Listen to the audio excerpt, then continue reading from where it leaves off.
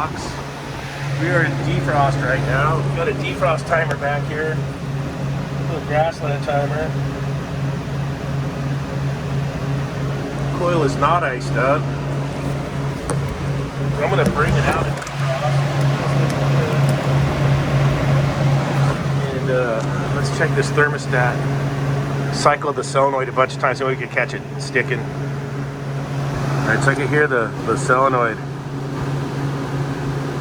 I'll set it down, you'll hear it energize and feed.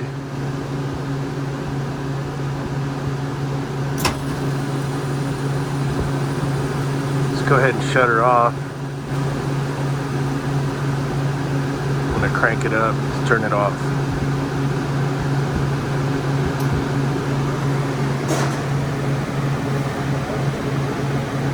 I'll see if I can make sure it shuts off.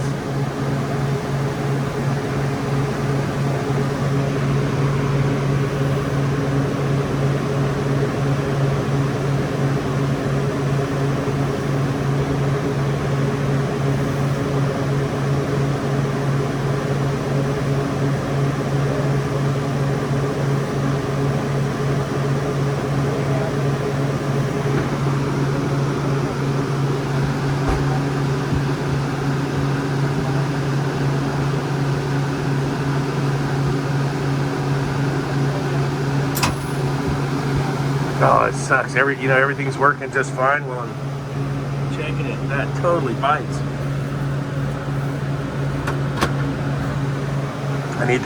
I'll check it as it gets to set point, make sure that the contact's open. All right, I let the box is almost at set point. It's at 39, I got it set for 38. But what I noticed was I grabbed a hold of the liquid line down below and it's scorching hot, like my condenser's not working. So, like, how dirty is that condenser coil? And it sounds like the fan's running. This is a trip. Maybe it's got to overcharge. Alright, this is where I'm at. I turn the unit off. Discharge line super hot to the touch. No heat coming out of the condenser. Sight glass is bubbling. If you look through the condenser, it's not dirty. Condenser fan's running. So let's go get the gauges and get gauged up on this thing. Got us a nice little mysteries here. All right, we're all gauged up on this dude. Let's turn it back on. And we got the 550s hooked up. And sight glass is flashing.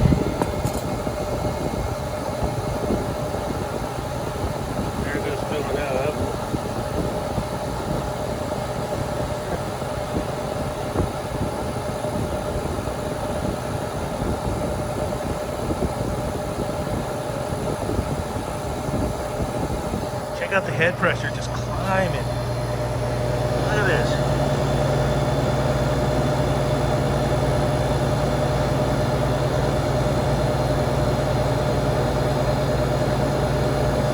Wow. Condenser fan motor's running at speed. Now we're bubbling. I wonder if this thing's overcharged. Look at this. Look at that head pressure. Wow.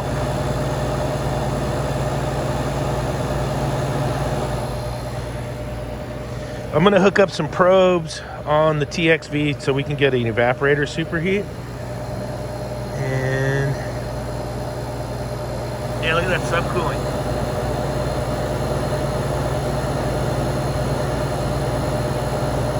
I wonder if this thing's got too much gas in it. So let me, I'm going to hook some probes up so we can get evaporator superheat reading. And then, look at that head pressure. Holy moly, still going. Look at that, 128 condensing. Let me get the ambient for you guys. I know it's got to be in the high 40s or low 50s because it rained all night.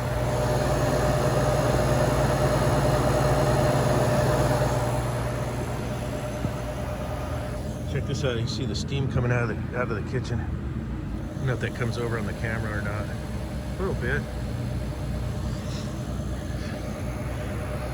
Huh.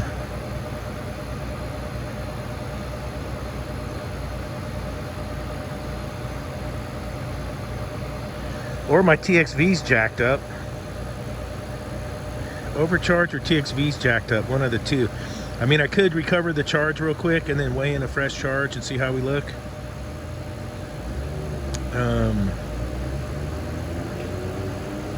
Look, 131 condensing and climbing.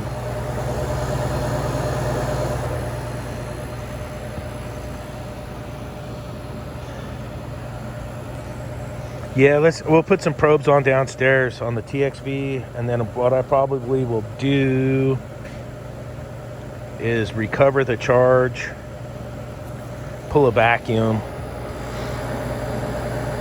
Yeah, there's no restriction through the dryer. The dryer's, it's flowing. I either got a TXV issue or I have an overcharge.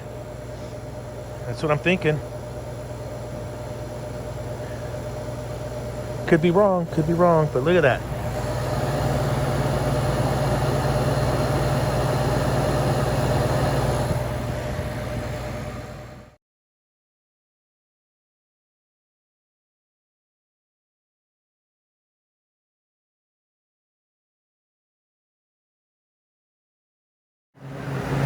Alright, so I got the probes hooked up. I'll show you guys the superheat reading is actually 9 degrees of superheat, even though we're running high head.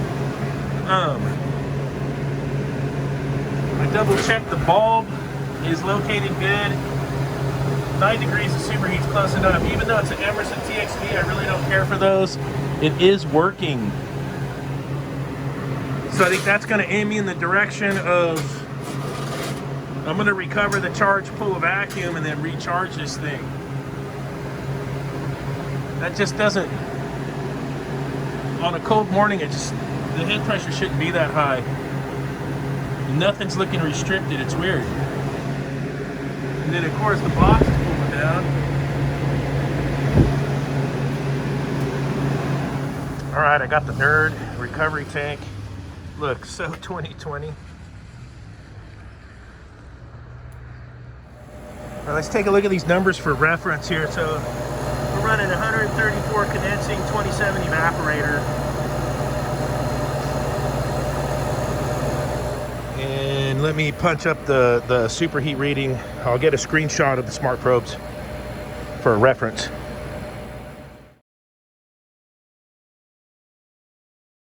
They're 8.9. The evaporator temperature and pressure with the H.V.A.C smart probe is the same as the Testo 550s. So we're at just right around 9 degrees of superheat.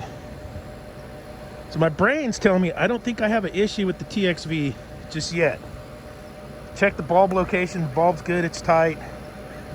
And the valve is maintaining a constant superheat. So, gonna suck the gas out of this thing is my next move. Oh, my ambient's 54 degrees, 100% humidity. Yeah, it's like fog, mist, rain out here. I did have to put my jacket on. You know, being a California guy, 54 degrees was a little chilly for me. All right, we're gonna recover the charge out of this thing. Coming down the mountain.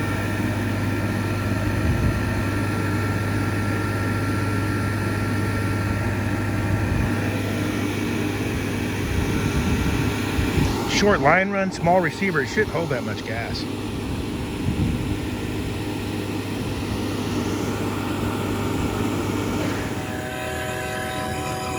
Put the vacuum pump going. Nope, I didn't change the dryer out. And I don't have a micron gauge on it. This is I'm doing this for troubleshooting. So I'm gonna pull a good old vacuum on here and recharge this thing with some fresh gas and then see what the pressures look like. I still might end up changing out that expansion valve. I'm not sure yet. I need to take a look at this thing and know that, one, I have the right refrigerant in there, which is 404A. Two, that I have at least a proper charge in there, and then I can reassess everything. We can worry about changing out dryers if we change a component out and all that stuff. This is diagnostics right here. This is how I do it. You don't have to agree with it. That's fine. This is how I'm doing it. And we'll see where we end up at. Just gonna make sure I got no non-condensables in here is what I'm getting at. So I got a vacuum, I'll have a fresh charge. We can take a look at some pressures and see how things are operating. All right, I got my vacuum pulled. I added 2 pounds of gas as a starting point. Through the high side, through the receiver. We're gonna turn it on and then see how things start looking. Let's do it. So that's with 2 pounds of gas in it. We're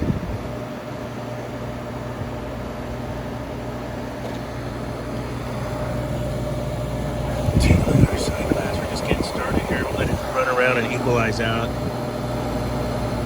Everybody's heading in the right direction. 2 pounds of gas, 54 degree ambient.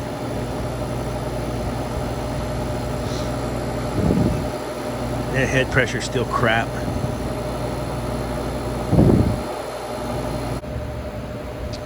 All right, so with only 2 pounds in there, I'll be able to pump what's in there back to the receiver. I think I'm gonna go ahead and replace that expansion valve.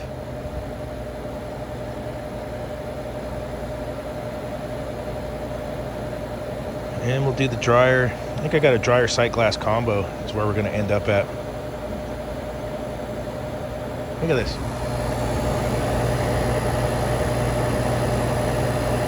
That's with two pounds of gas in it.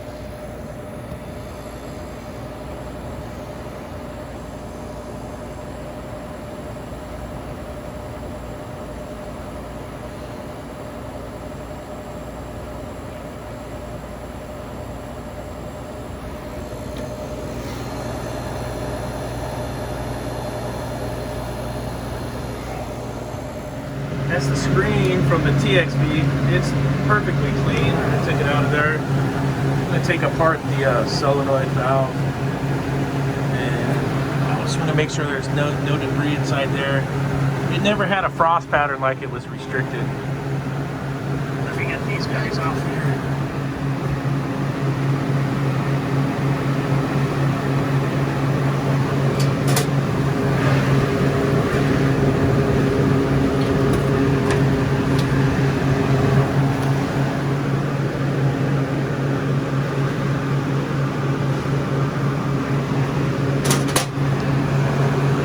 This up to a hundo.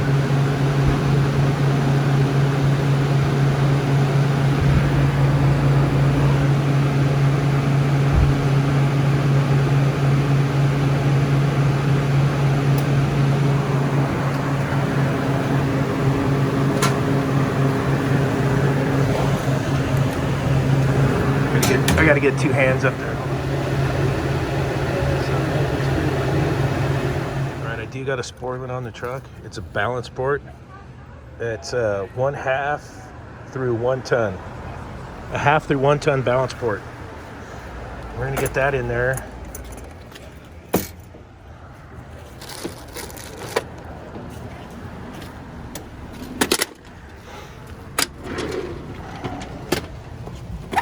And we'll get the new dryer sight glass combo from Sportland. And we get the torch rig, get set up. On the distributor, some flux on the joints. Let's get this thing out of here.